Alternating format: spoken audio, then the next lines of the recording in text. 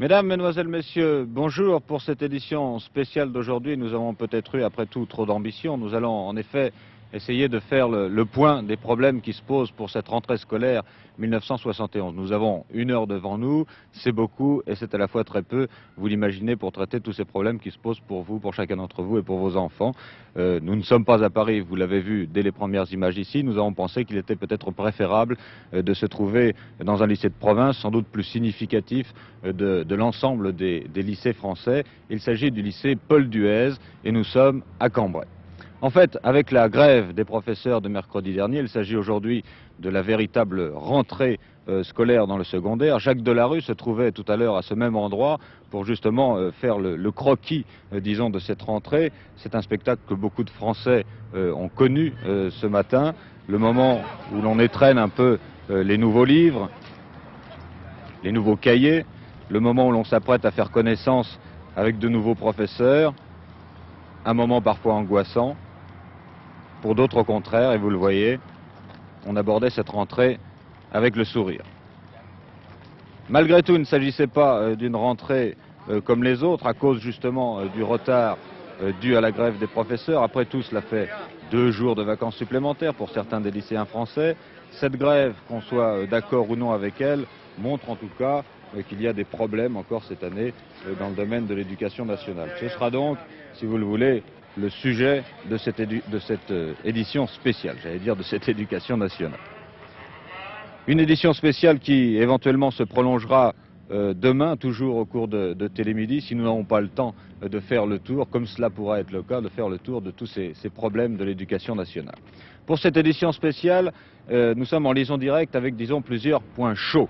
Nous allons vérifier tout de suite si tout marche bien pour ce multiplex. Tout d'abord, avec le ministère de l'Éducation nationale, où se trouve François-Henri de Vérieux, aux côtés du recteur Gauthier. Vous voyez le recteur Gauthier que nous appellerons tout à l'heure, nous le retrouverons justement à propos de cette grève des professeurs et aussi des problèmes de l'enseignement primaire. Nous sommes en liaison également avec monsieur Olivier Guichard, le ministre de l'Éducation nationale, qui ne se trouve pas à Paris aujourd'hui, mais qui pourra malgré tout nous commenter tout à l'heure l'ensemble de cette rentrée 1971. Ici même, à Cambrai, Dominique Clory se trouve avec M. James Maranger, le secrétaire général de la Fédération de l'Éducation nationale. M. Maranger, effectivement, n'est pas très loin de nous, puisqu'il se trouve au milieu des élèves, dans la cour de récréation du lycée Paul Duez. Pour les professeurs, une autre liaison en direct avec M. Camille Perret, le secrétaire général du SNES. M. Perret est aux côtés de Paul Lefebvre, à notre rédaction de Paris, rue Cognac-Jay. Enfin, il nous faudra aborder aussi des problèmes qui touchent les sports, l'éducation physique. Pour cela, Annick Beauchamp est aux côtés de M. Cheminot sur le stade du lycée Paul Valéry à Paris. M. Cheminot, au sein du secrétariat d'État à la jeunesse et au sport, s'occupe précisément de tout ce qui touche l'éducation physique à l'école. Voilà, si vous le voulez, pour ce duplex, et voilà pour la présentation et le sommaire de ce spécial rentrée scolaire. Je vous propose malgré tout de faire dès maintenant le point de l'essentiel de l'actualité. Justement, l'un des premiers titres de cette journée de l'actualité concerne justement l'éducation nationale. Monsieur Guichard nous en parlera sans doute tout à l'heure, mais d'ores et déjà, on peut dire que l'atmosphère s'est détendue du côté des instituteurs qui, pour l'instant, n'envisagent plus de grève. Des négociations sont ouvertes entre leurs syndicats et le ministère de l'Éducation nationale. Autre titre en France, les journées parlementaires de l'UDR. Hier, on a surtout remarqué l'intervention de M. Debré. Pour lui, il n'y a pas de problème. La majorité devra être unie pour les élections de 1973. Ce que l'on attendait surtout ce matin, c'était bien sûr la déclaration de M. Chaban-Delmas. Je pense que nous allons retrouver tout de suite et encore en direct Jacques Idier à hier dans le Var. Oui, je crois que l'on peut dire qu'au terme de ces journées parlementaires UDR, le Premier ministre Jacques Chaban-Delmas a répondu à la plupart des questions que se posaient les députés UDR. À ceux qui redoutaient de voir le Parlement peu supplanté par les groupes socioprofessionnels, le Premier ministre a répondu que le politique a toujours le dernier mot, mais que cela ne doit pas exclure malgré tout la concertation avec ces groupes socioprofessionnels. Pour une meilleure concertation avec le Parlement, le Premier ministre a demandé à l'UDR de désigner des députés qui seront en contact permanent avec lui. Les propositions de loi faites par les députés seront plus nombreuses à être inscrites à l'ordre du jour. Les commissions du Parlement seront informées au préalable des projets du gouvernement. le Parlement exercera un plus grand contrôle sur la gestion administrative. Par ailleurs, le Premier ministre a ajouté qu'il est d'une importance essentielle que le parlementaire ne soit pas soupçonné. Un nouveau texte sur les incompatibilités sera déposé au Parlement pour la prochaine session. Et le Premier ministre a expliqué en quel sens l'UDR doit être le mouvement du progrès. Nous sommes assurément le mouvement du progrès pour tous. À vrai dire, notre philosophie est une philosophie de la générosité et non pas une philosophie de l'envie. Nous ne sommes pas de ceux qui vont, divisant les Français, en leur promettant aux uns le bonheur au détriment des autres. Nous pensons au contraire que le progrès moderne, doit bénéficier équitablement à toutes les catégories de la population. Si nous nous efforçons d'améliorer la vie quotidienne, ce n'est pas au bénéfice de quelques-uns, c'est au bénéfice de tous, sans exception. Et c'est bien l'une des pensées directrices du plan que nous vous avons proposé et que vous avez adopté. Et c'est l'une des idées directrices de l'établissement du budget de 1972, par lequel vous allez voir l'exécution du plan se réaliser par le jeu de ces équipements collectifs qui sont bien des équipements collectifs pour tous. Et au passage, je voudrais faire justice de cette théorie surprenante, au terme de laquelle il y aurait des équipements collectifs de gauche et des équipements collectifs de droite. Si l'hôpital est un équipement collectif de gauche, le téléphone pour l'appeler est-il un équipement collectif de droite? La thèse a été soutenue et je pense que nous pouvons en sourire.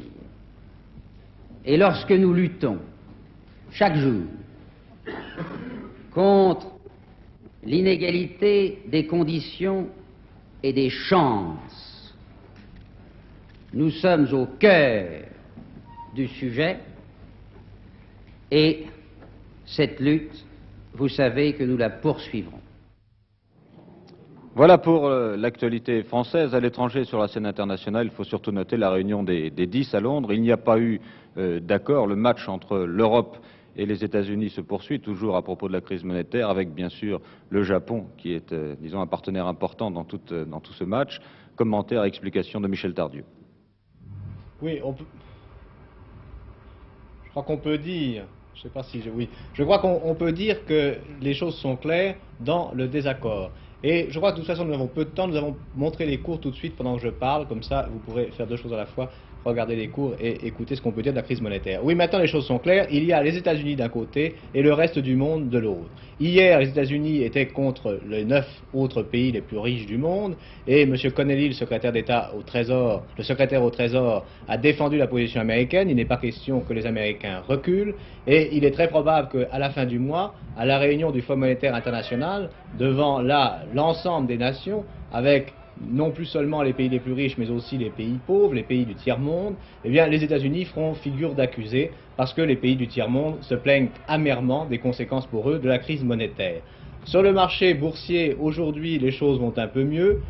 On ne peut pas relier ça à l'évolution monétaire puisqu'il n'y en a pas. On peut dire simplement que peut-être les gens se rendent compte que la France n'est pas en première ligne, qu'après tout l'exportation n'est pas encore son fort et que les entreprises françaises ont beaucoup baissé. Certaines arrivent à des rendements très importants. Il est notable que Eugene Kuhlmann, par exemple, sur la base des derniers dividendes, distribue du 8%. Sur le marché de l'or, on se replie légèrement, en tout cas on est irrégulier, à la suite de la baisse de l'or sur la place de Londres. Les mines d'or, elles aussi, ont plutôt tendance à baisser. parce qu'on s'est aperçu que malgré l'augmentation des prix de l'or, qui se vend bien au-dessus de 35 $ l'once, les dividendes de ces mines n'ont pas augmenté pour le premier semestre. Ici, la Bourse de Paris, à vous les studios. Et à propos de cette situation internationale, le président Nixon, au cours d'une conférence de presse, a indiqué qu'il n'était pas question de supprimer la fameuse surtaxe de 10% sur les importations.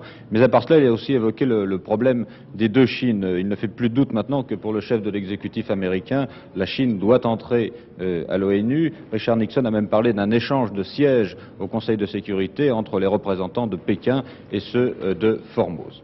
À l'étranger, il faut également suivre aujourd'hui la rencontre entre M. Willy Brandt et M. Brejnev, le chancelier ouest-allemand et le secrétaire du PC soviétique, un petit peu devant ici, excusez-moi, une rencontre en Crimée, et cela à quelques kilomètres de Yalta.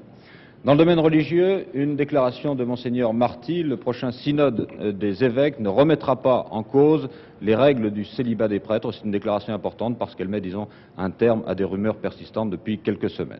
Sport enfin, pour terminer rapidement ce tour de l'actualité, deux choses à retenir. Pour le Tour de l'avenir, hier, première étape, c'est un Suisse qui a gagné, il s'appelle Joseph Fuchs, et à partir de demain, Télémidi vous présentera chaque jour un résumé filmé de ces épreuves, de ces étapes du Tour de l'avenir cycliste. Et puis en football, une inquiétude pour les supporters de Skoblar qui a été blessé au cours du match contre Gornik. Il ne sera peut-être indisponible ce soir pour la rencontre avec Nancy.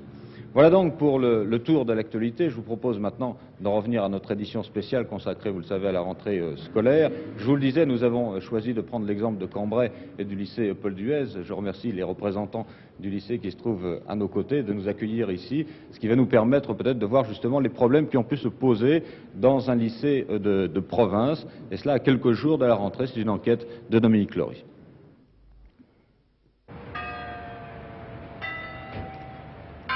Cambrai, il y a 15 jours.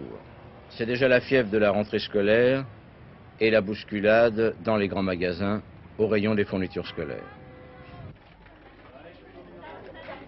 Dans les lycées, collèges et écoles primaires, on se livre aux derniers préparatifs avant le jour de la rentrée. Cambrai, c'est avant tout un vaste chantier scolaire. On construit en ville et dans la périphérie. 4 nouveaux CES sont pratiquement terminés, ainsi que 3 collèges d'enseignement technique. Le vieux lycée Paul Duez, lui, se modernise. Ici, les directives gouvernementales concernant l'enseignement technique ont été appliquées. Les vieux baraquements vont faire place à un ensemble moderne qui recevra 800 élèves, un bâtiment à 5 niveaux abritant des salles insonorisées pourvues de machines perfectionnées.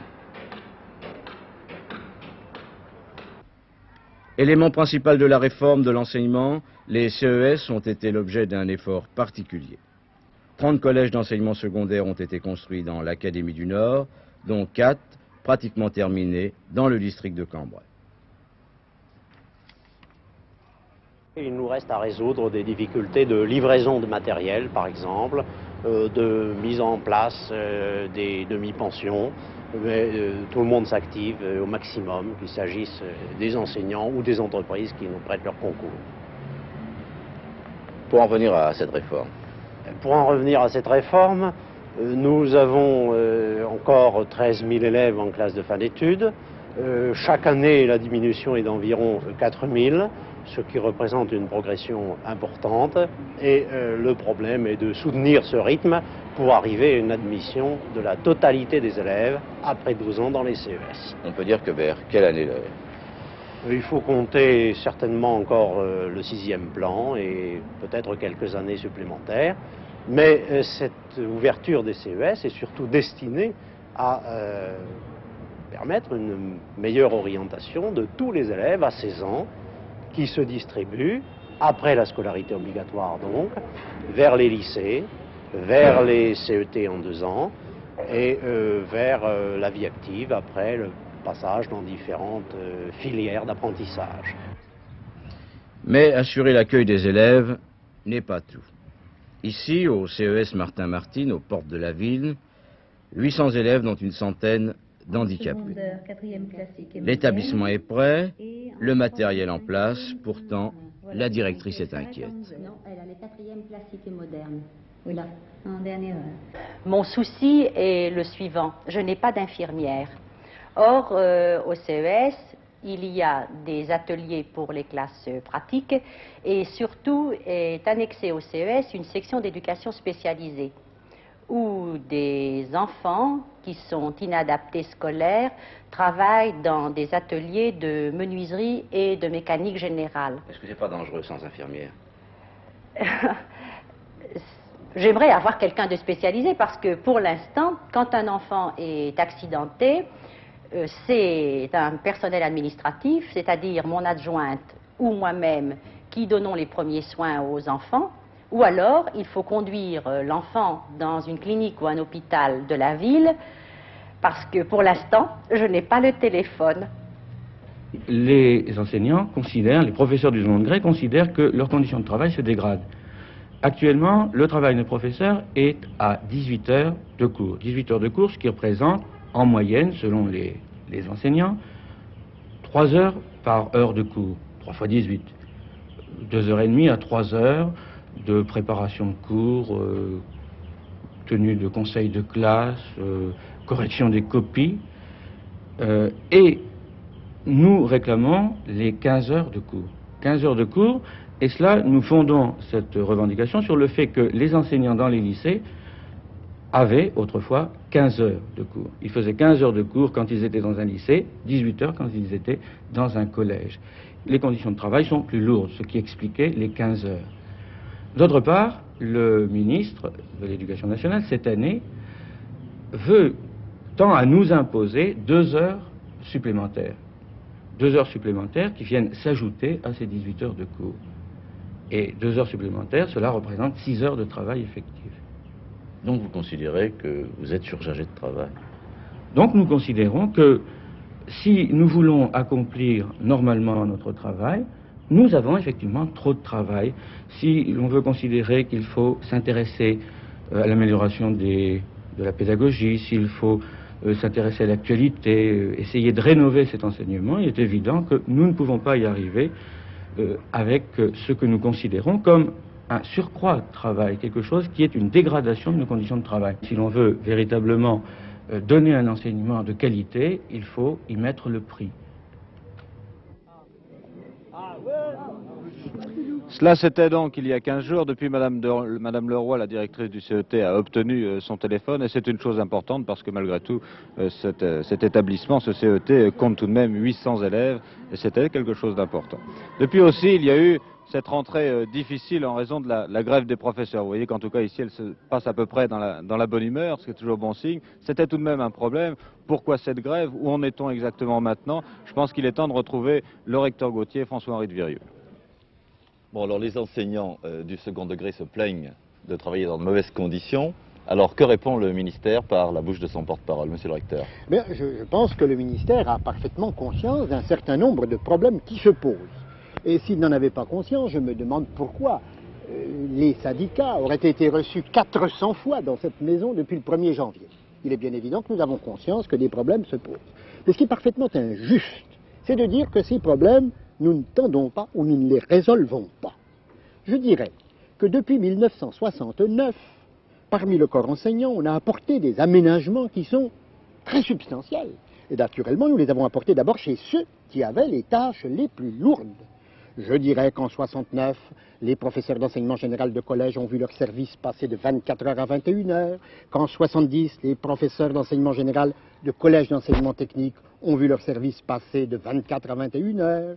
Les professeurs techniques adjoints qui deviennent des professeurs techniques d'enseignement professionnel voient leur service cette année passer de 29 à 26 heures. Il ne faut pas dire que nous n'apportons pas des allègements au service des maîtres, mais nous commençons d'abord par ceux qui nous paraissent dans les conditions les plus défavorables. Monsieur le recteur, ça c'est votre sentiment, mais ce qui est important aussi, c'est le sentiment qu'en ont les enseignants. Or, il faudra bien que, d'une façon ou d'une autre, vous preniez des mesures concrètes pour améliorer le climat qui règne actuellement chez les enseignants, surtout si vous souhaitez poursuivre le programme de réforme, non? Alors, bien sûr, je pense que naturellement, il faudra prendre des mesures concrètes. Elles sont d'ailleurs prises. On ne parle toujours que de celles qui sont à prendre, jamais de celles qui ont été prises, et dans lesquelles on devrait trouver, n'est-ce pas, suffisamment de confiance pour voir que les problèmes se règlent. Et alors, pour parler du problème des certifiés eux-mêmes, n'est-ce pas, qui nous avaient posé des problèmes importants comme celui de l'auxiliariat. Voilà que depuis 68, nous sommes passés de 28% d'auxiliaires à 20%. Est-ce que le problème n'est pas en voie de solution? Il l'est. Nous avons parlé de l'encadrement. L'encadrement, il diminue, il s'améliore chaque année, puisque nous sommes passés, pour les lycées, de 16,2 élèves par professeur à 16 élèves. Ça représente beaucoup, croyez-le. Et j'ajouterais que nous avons fort bien conscience que les classes surchargées, c'est une charge pour les maîtres, puisque il y a une règle dans l'éducation nationale, c'est que chaque fois qu'on a une classe de plus de 35 élèves, on a 1 heure hebdomadaire de moins de service. Il faut le savoir. Quand on a une classe de 40 élèves, on a 2 heures de moins de service. Et je dirais que cette année, pour la première fois depuis 1968, nous avons apporté une amélioration au nombre d'élèves par classe en classe terminale, puisque ce chiffre est passé à 35 maximum. Et... Monsieur le recteur, je vais peut-être me permettre de vous interrompre. Nous allons peut-être maintenant donner la parole à un enseignant. Il se trouve, vous le savez, qu'il y a un nouveau mot d'ordre de grève est lancé, que ce mot d'ordre de grève est lancé pour la semaine prochaine, pour le 20, 21 et 24 septembre, si mes souvenirs sont exacts. Et nous avons en ligne actuellement M. Camille Perret, qui est le secrétaire général du syndicat qui a lancé ce mot d'ordre et qui est le syndicat national de l'enseignement secondaire. Monsieur Camille Perret, je voudrais d'abord vous demander pourquoi cette nouvelle grève une semaine après la première? Eh bien, je voudrais tout d'abord dire que ce débat ne peut en aucun cas constituer, ce débat très bref de 2 minutes ne peut en aucun cas constituer le débat public que nous demandons. Pour ne pas perdre de temps. Il ne peut non plus constituer la négociation que nous souhaitons très vivement. Je me permettrai tout d'abord de préciser par rapport aux chiffres qui viennent de nous être indiqués que M. le recteur Gauthier ne donne pas les mêmes informations que M. le ministre. Il parle d'un taux d'encadrement de 16,6 alors que M. le ministre parlait de 14,5. Mais moi je me réfère aux chiffres du 6e plan. Voici le rapport officiel qui indique que cette année, comme d'ailleurs l'année dernière, le taux d'encadrement sera de 18 et non pas de 16,6. C'est un taux d'encadrement que nous contestons et duquel nous nous plaignons amèrement. Donc nous faisons grève non pas par principe, non pas parce que nous sommes des saboteurs de la rentrée, mais parce que précisément nous aimons notre métier et que nous tenons particulièrement à ce que ce métier puisse s'exercer dans de meilleures conditions.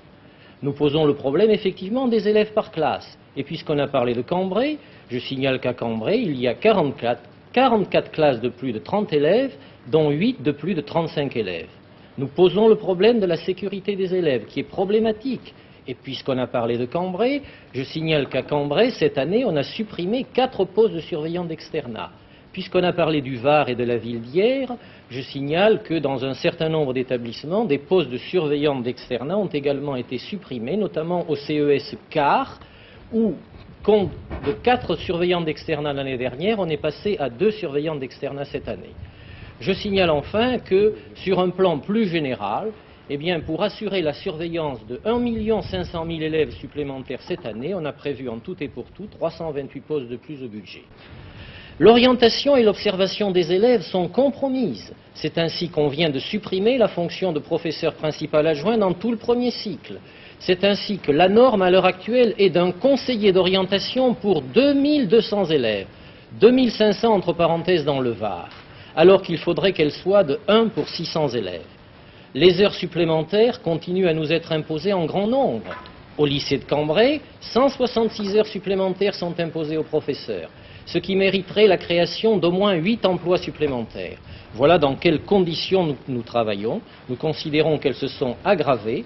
Nous voulons que cesse un certain nombre d'aggravations. Le ministre connaît très bien nos revendications. Il les connaît depuis 1968.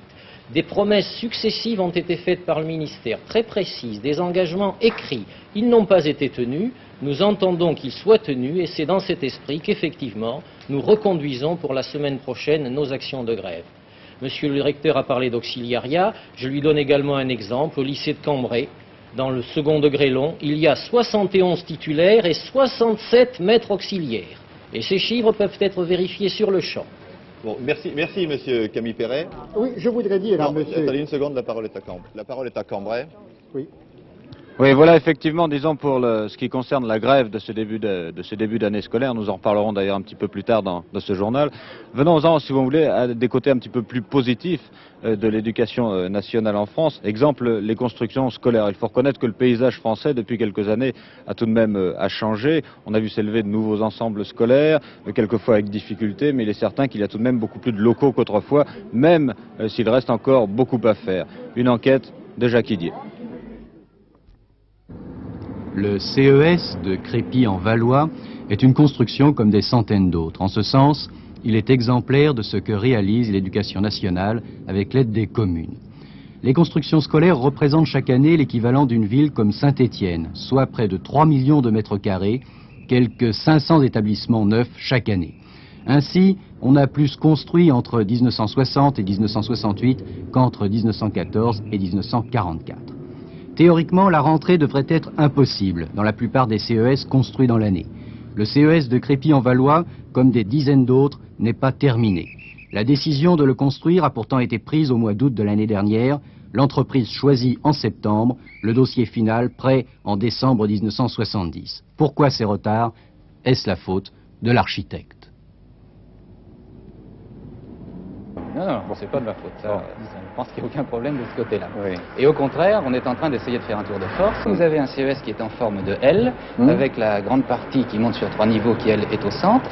Et la partie de droite sera livrée intégralement, la partie de gauche sera livrée intégralement, et toutes les deux seront réunies par le couloir du rez-de-chaussée.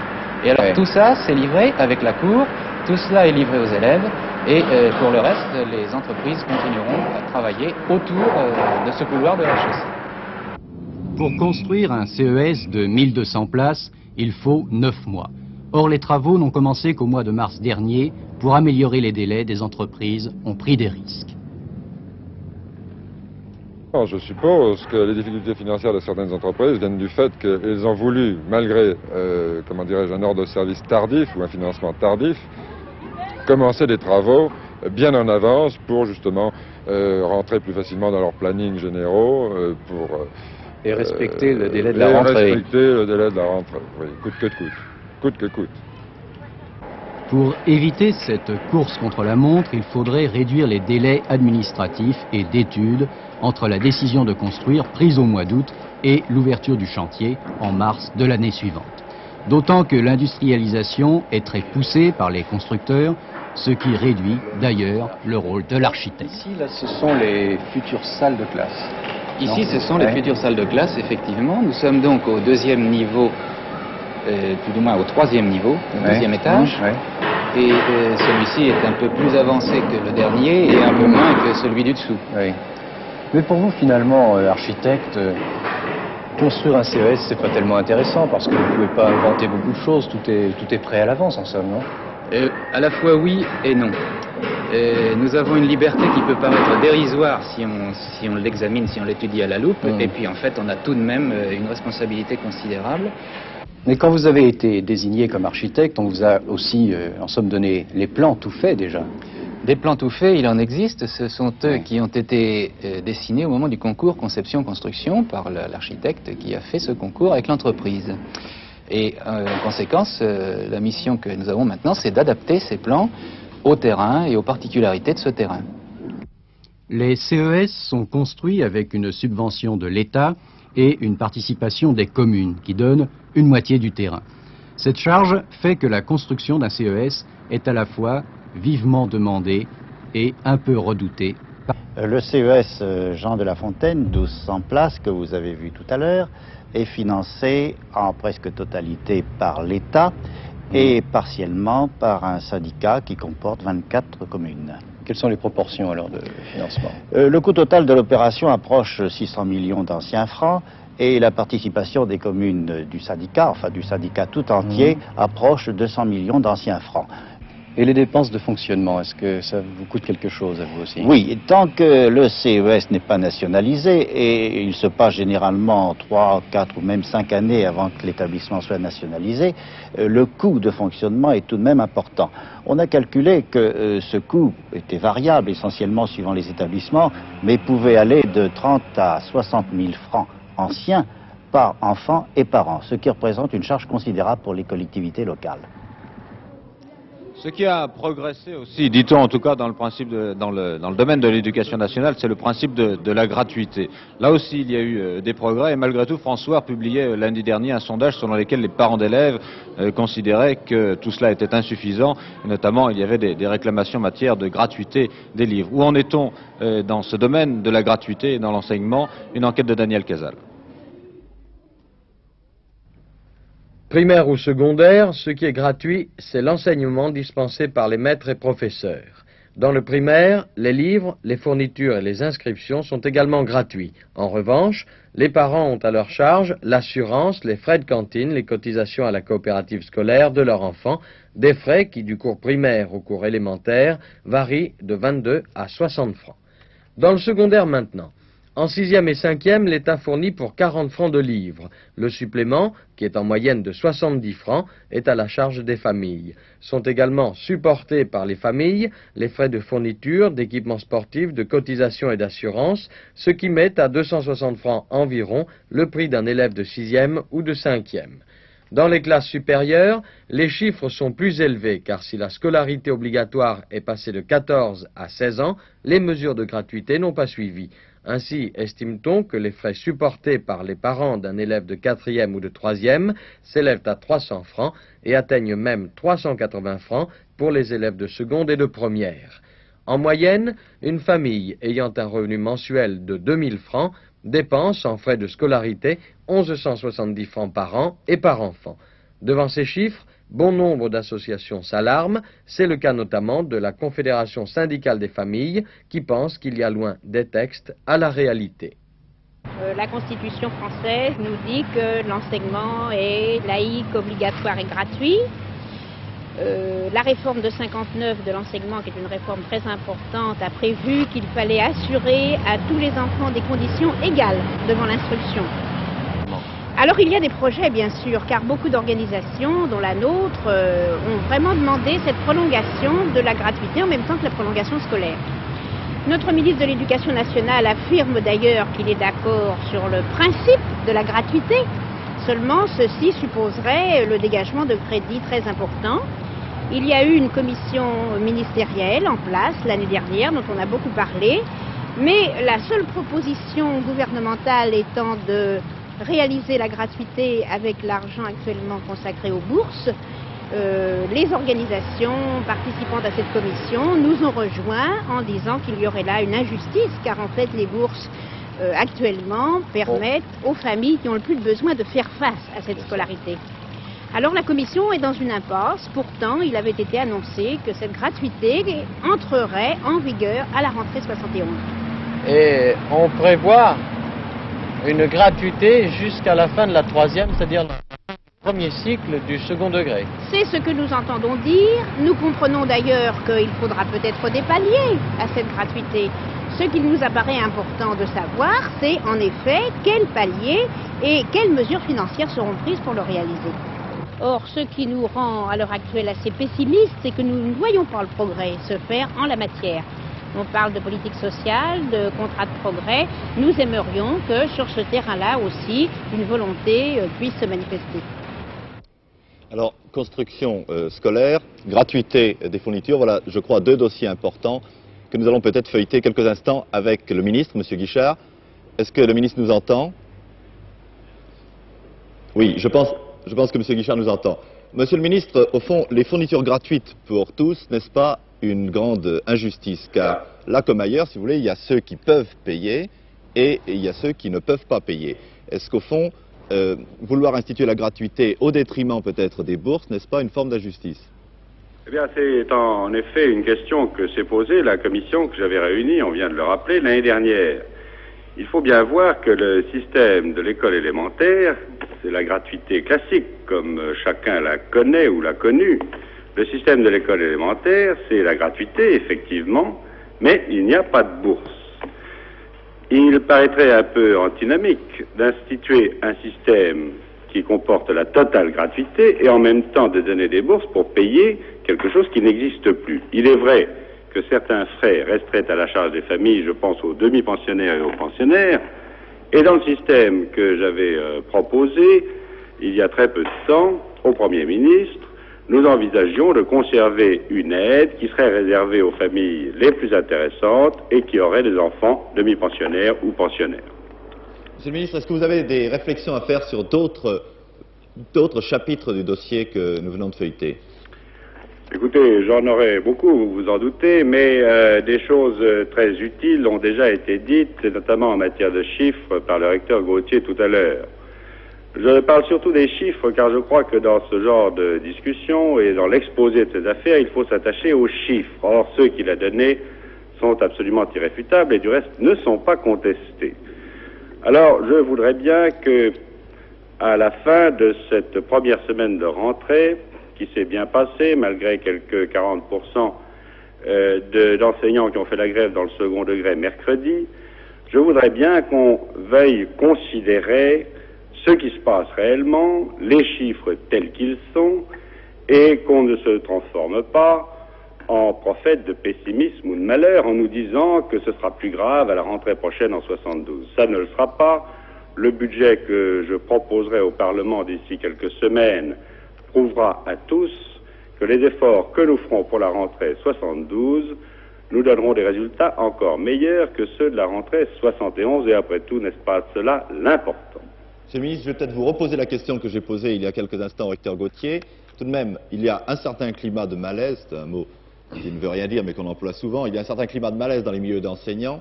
Est-ce que vous comptez prendre dans l'immédiat, dans les prochaines semaines, dans les prochains mois, des mesures concrètes pour y remédier, pour améliorer l'état d'esprit qui règne actuellement dans les milieux d'enseignants? Oui, je vais vous dire, je considère que le devoir du ministre de l'Éducation nationale, c'est justement de prendre quasi en permanence des mesures pour améliorer l'état d'esprit des enseignants, qui est l'élément essentiel de l'enseignement en France, il faut bien le dire.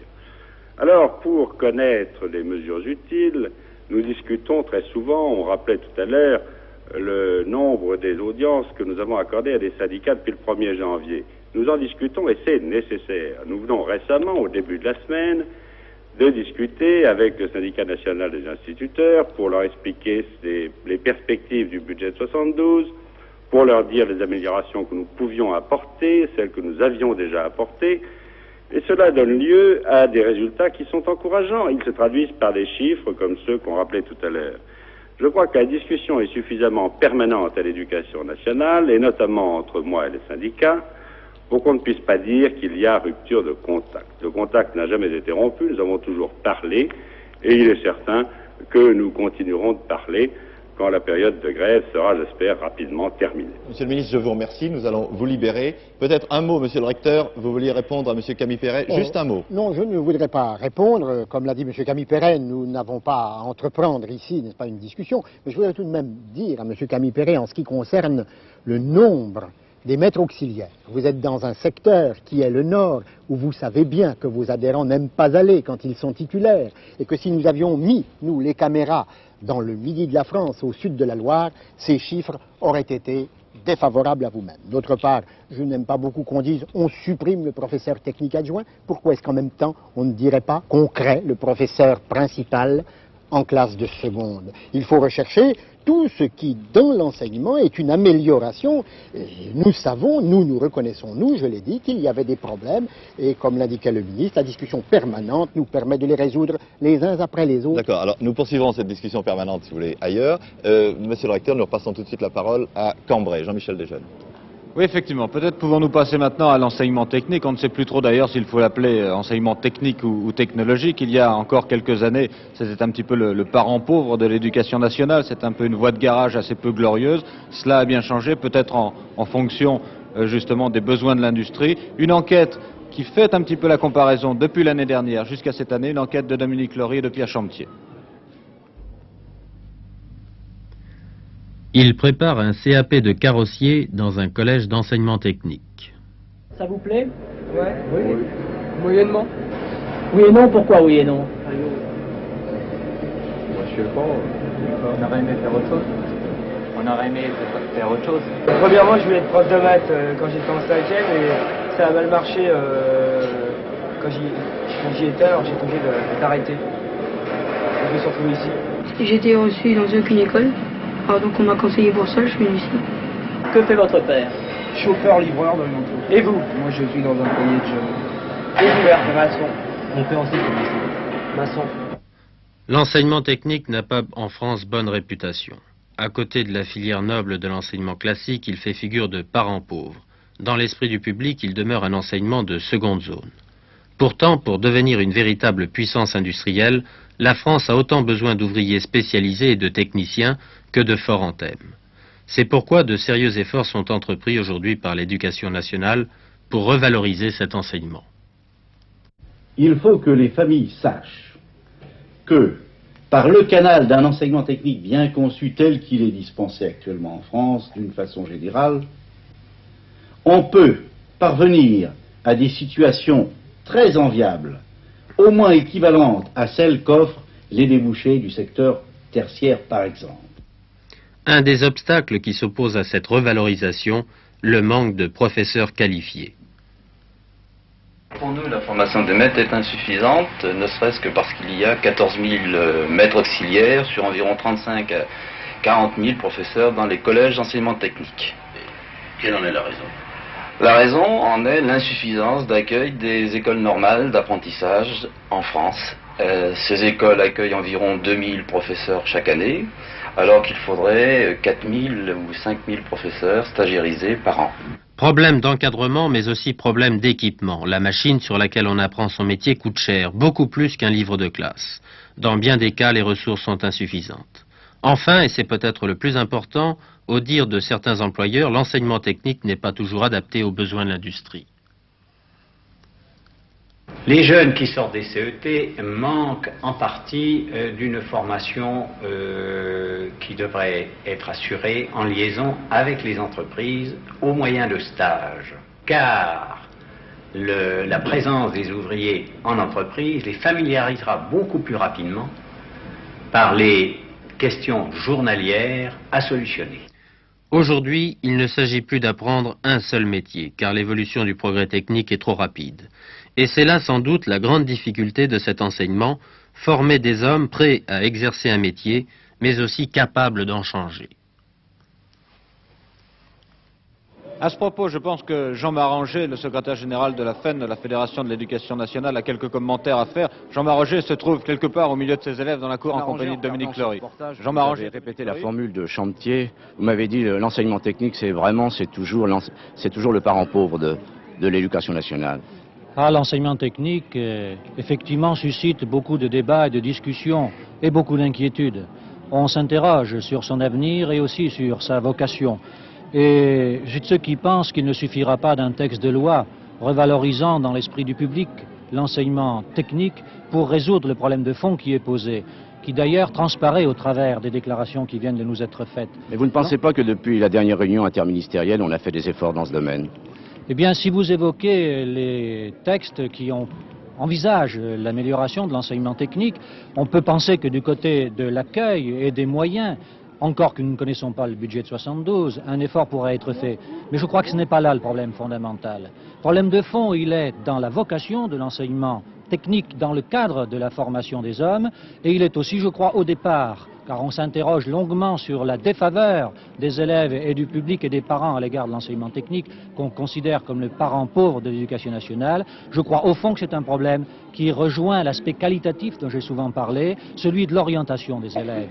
Et sur ce terrain, puisqu'on a beaucoup parlé des discussions et du dialogue avec le ministre, j'aimerais savoir ce qu'en pense par exemple M. Gauthier, qui a travaillé avec nous au sein des commissions après 68 et qui sait qu'en 69, nous avions au Conseil supérieur de l'éducation nationale donné un avis favorable à un projet de décret et d'arrêté organisant l'information, l'observation et l'orientation scolaire et professionnelle. Que sont devenus ces textes dont on n'entend plus parler? Que devient ce problème fondamental de l'orientation qui est au fond la clé de la démocratisation et de l'avenir de la jeunesse par voie de conséquence? Eh bien, la parole est au recteur Gauthier. Eh bien, je veux bien répondre à M. Marangé sur ce point. Il sait comme moi que la création de l'ONICEP est tout de même un élément qui, je pense... L'ONICEP, c'est l'Office national d'information sur l'enseignement et les professions. Et ceci est une création récente, et nous ne pouvons pas dire qu'en matière d'information, je dis bien d'information, un effort considérable n'a pas été fait. Sur ce point, nous avons donc rempli un des premiers volets de ce projet. Il est certain qu'au point de vue orientation, nous avons encore des études à faire, mais chacun sait qu'elles sont difficiles. Un projet avait été prêt qui avait donné lieu à des discussions. Nous sommes revenus sur ce projet et nous savons bien que nous ne sommes pas encore au terme de nos travaux relatifs à l'orientation. Mais je puis dire que depuis 1968, la création de l'ONICEP est un élément fondamental en ce qui concerne l'information. L'enseignement technique, on dit qu'il est le parent pauvre. Le parent pauvre, pourquoi? Dans l'esprit des gens, n'est-ce pas? Souvent parce qu'on n'a pas précisément toujours la connaissance de ce qu'il offre, de ce qu'il permet. Mais en matière d'éducation nationale, l'éducation nationale y consacre une part importante de ses crédits, elle entend le faire, et elle l'a fait, même dans des époques où ces établissements n'étaient pas pleins. Nous avons continué à construire des lycées techniques alors que ceux qui existaient n'étaient pas pleins. Cela dit, monsieur le recteur, les dispositions qui ont été prises par la loi votée de la dernière session ne s'appliqueront qu'à la rentrée prochaine. Il est évident qu'une loi... on est en train de préparer les textes d'application. Une loi ne s'applique qu'en effet qu'avec les décrets, les arrêtés qui suivent, et on sait qu'ils sont à l'étude et que certains d'entre eux sortiront. C'est évident, et dès cette année, et des dispositions nouvelles, pas pour la rentrée, c'est impensable, n'est-ce pas? Car des dispositions nouvelles pour une rentrée doivent être prises avant la fin de l'année 71 pour être utilisables à la rentrée 72. Est-ce qu'on sait ce qu'il y aura dans ces décrets de façon pas trop technique? Il faut prendre la loi, il y aura l'équivalence des diplômes, par exemple, il y aura l'aide apportée aux élèves qui suivent un enseignement technique, l'amélioration de la formation initiale et de la formation permanente des maîtres dont nous parlions, et surtout, cette concertation avec la profession qui existe déjà, car il faut bien qu'on sache qu'aucun concours n'est créé, qu'aucun diplôme n'est créé, qu'aucun enseignement n'est programmé sans que la profession ait été consultée. Il y a quelquefois des points de vue différents entre la profession et les enseignants le savent bien, mais nous arrivons toujours à nous entendre après des discussions. Alors, c'est dans tous ces domaines, je pense, que la loi s'appliquera avec les arrêtés et décrets qui viendront.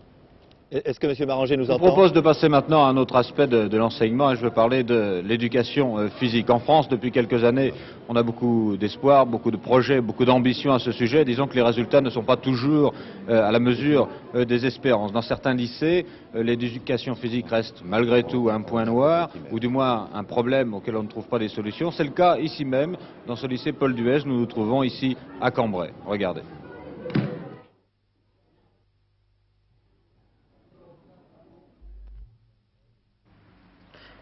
Vieil établissement scolaire de Cambrai, le lycée Paul Duès, on l'a vu, se modernise. Pourtant, dans ce vaste établissement, un lieu semble oublié, presque abandonné. Oui, c'est ici que les 2300 élèves du lycée pratiquent le sport. Le gymnase, un hall vétuste où le plafond s'écroule. Dans le vestiaire, pas de chauffage. Dans les douches, pas d'eau chaude. Il y a au lycée 11 professeurs d'éducation physique, 11 professeurs pour 2300 élèves. Pour le proviseur, il en faudrait le double pour faire du bon travail. Mais peut-on faire du bon travail avec si peu de moyens? Bien sûr, il y a les installations extérieures, mais cela aussi pose des problèmes. Nous pouvons jouir du terrain de rugby de Cambrai. Seulement, il est à 3/4 d'heure de marche et c'est difficile d'y aller. L'année dernière, nous avions pour nos classes du premier cycle, 6e et 5e, environ 5 heures d'éducation physique par semaine, c'est-à-dire les horaires officiels. Cette année, hélas, seules les classes dites expérimentales ont 5 heures d'éducation physique, c'est-à-dire que 8 sections sur l'ensemble des classes du lycée Paul Duès ont l'horaire officiel d'éducation physique.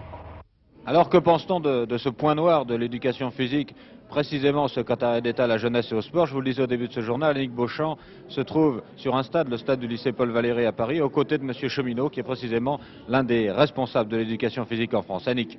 Eh bien, effectivement, le problème est posé. Ici, nous sommes dans un superbe stade, celui du lycée Paul Valéry. Les installations, vous venez de le voir, sont absolument magnifiques. Mais il n'empêche, Monsieur Cheminot, que ce point noir des 5 heures d'éducation physique par semaine préconisées par Monsieur Comiti ne sont absolument pas réalisés. Un professeur de français ne se permettrait pas de soustraire 1 heure de français à son programme. Et pourtant, un proviseur ne se gêne pas pour supprimer les heures de gymnastique. Pourquoi ?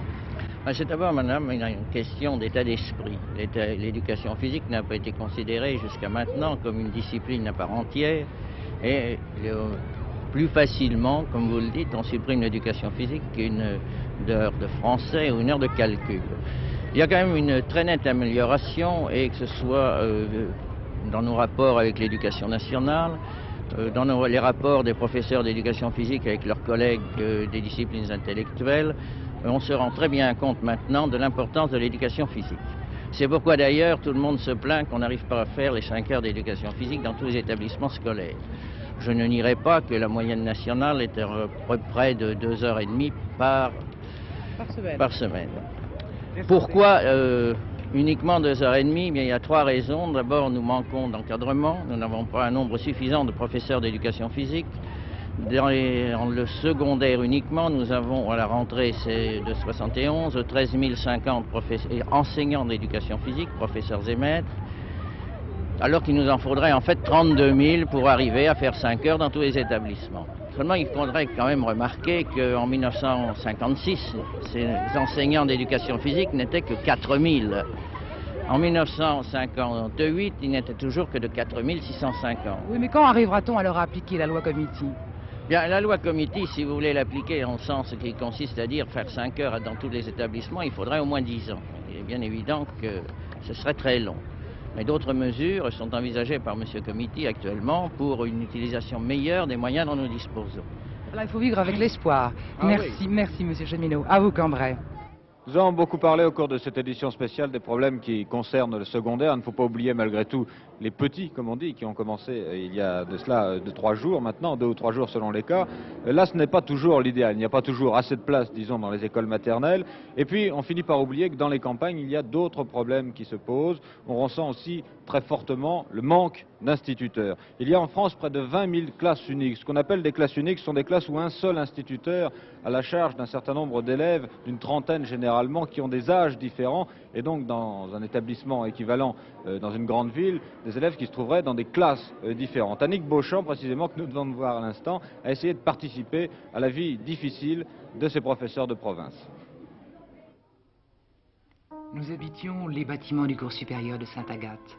Mon père, que j'appelais M. Sorel, comme les autres élèves, y dirigeait à la fois le cours supérieur et le cours moyen.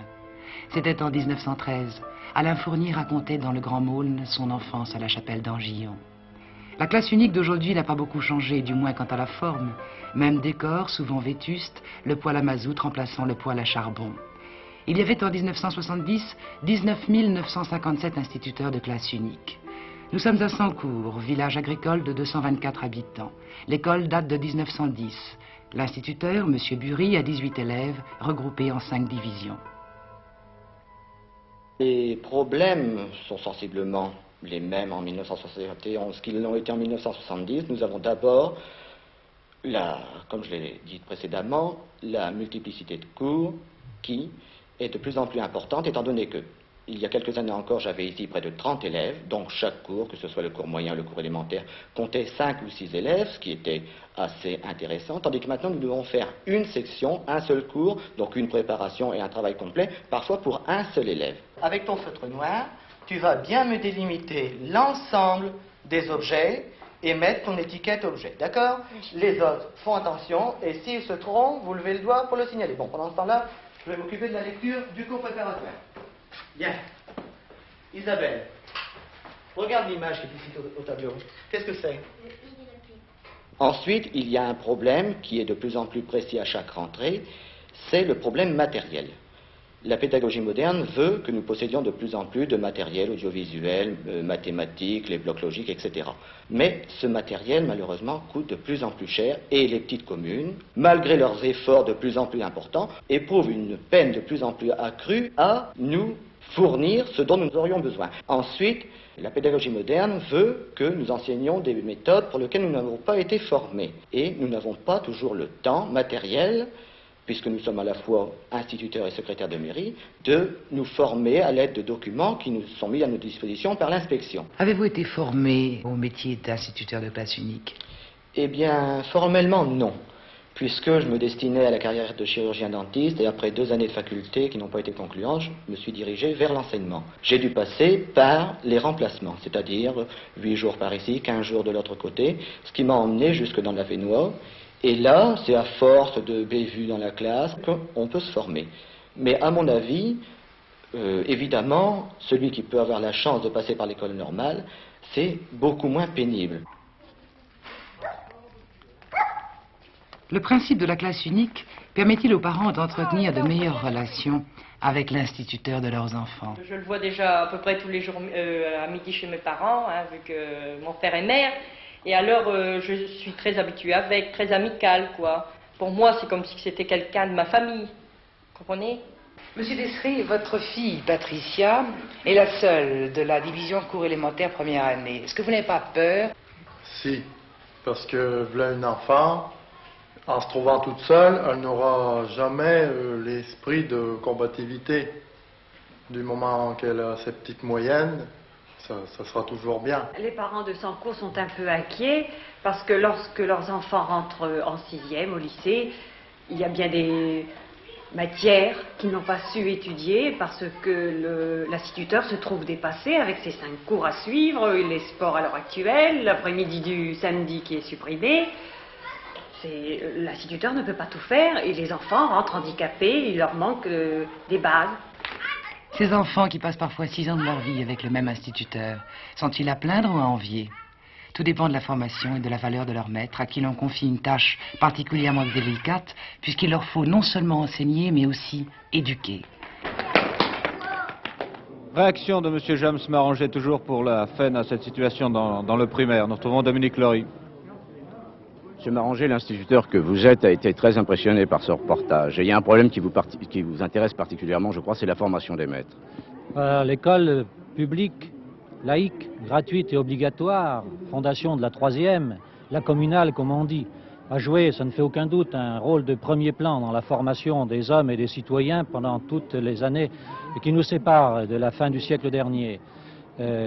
Dans les évolutions qui se sont faites et sur la perspective enfin de la prolongation de la scolarité obligatoire, des besoins qui se fait jour à ce niveau, l'école primaire a brusquement perdu une part importante de sa vocation et de sa fonction. Comme c'est là que tout commence et que l'expérience montre hélas combien les enfants mal engagés au départ ont de la peine à s'en sortir par la suite, je crois effectivement que l'un des problèmes clés de la démocratisation et de l'éducation nationale, c'est maintenant celui de la vocation de l'école élémentaire, par conséquent du rôle de l'instituteur et de la formation des maîtres. Par voie de conséquence, car c'est un problème aussi de qualité à ce niveau qui se pose. 7000 instituteurs sont recyclés tous les ans. Sans doute quelque chose à ajouter à propos du primaire, François-Henri. Oui, bien sûr. Je suis comme M. Maranger, je pense en effet que la formation des maîtres à l'école élémentaire, c'est l'essentiel. Et je dois ajouter qu'il sait bien aussi que depuis 4 années, nous avons pris des mesures qui sont celles qui s'imposent pour une meilleure formation des maîtres et qui, en définitive, sont les premières mesures qui, depuis des décennies, n'avaient pas été prises en faveur de cette formation. Lesquelles? Par exemple, les maîtres formés en école normale sont augmentés en nombre. Nous passons à un nombre qui passe de 8 000 à 10 000. Hein. Nous avons là des maîtres qui restent pendant 2 ans à l'école normale d'instituteurs. D'autre part, nous avons entrepris, d'une part, le recyclage de ces maîtres qui n'étaient pas formés, comme cet instituteur. C'est ça, seulement vous en prenez 7000 par an. Attendez, non. Ce qui veut dire dans les stages pédagogiques. Nous en prenions 1200 l'année dernière, nous allons en prendre 3000 maintenant dans les années. Augmentation de 1800. Et il y en a combien? Il y en a 233 000. Non, non, non. Vous confondez. Vous me parlez en ce moment, je parle en ce moment des maîtres qui ne sont pas passés par l'école normale, c'est-à-dire des maîtres remplaçants que nous formons. Il y en a environ actuellement qui sont chargés de classe 35 000. Et nous en prenons cette année 3 000. Nous en avions pris seulement 12 000 l'année dernière. Il faudra 10 ans pour les passer tous. Bien, à condition que nous ne fassions pas tous les ans les progrès que nous faisons cette année. Alors vous aussi, vous êtes pessimiste. Mais moi, je suis optimiste. Alors d'autre part, j'ajouterais qu'en ce qui concerne les instituteurs, vous l'avez dit tout à l'heure, 7 000 chaque année qui n'avaient jamais revu l'école normale ou qui ne l'avaient jamais vue, viennent se recycler pendant 3 mois. Et l'année prochaine, ce nombre sera probablement considérablement augmenté. Nous allons en rester là pour cette édition spéciale. 1 heure, finalement, cela passe très vite. Il y a bien sûr beaucoup d'autres aspects à évoquer dans ce domaine, notamment les assurances scolaires, notamment l'enseignement audiovisuel, aussi le point de vue des lycéens. De tout cela, nous aurons bien sûr l'occasion de reparler au cours d'autres éditions, puisque nous suivrons jour par jour ce qui se passe, bien sûr, pour cette rentrée scolaire 1971. Voilà pour l'ensemble de ce gros dossier, lourd dossier, important dossier pour tout le monde. Une dernière minute quand même d'actualité que vient de me transmettre la rédaction de Paris. Il s'agit de la rencontre entre M. Brejnev et M. Willy Brandt, vous le savez. M. Brejnev serait prêt à aller en Allemagne fédérale si M. Willy Brandt confirme sa proposition. Voilà pour cette édition spéciale de Télémidi. Merci de votre attention.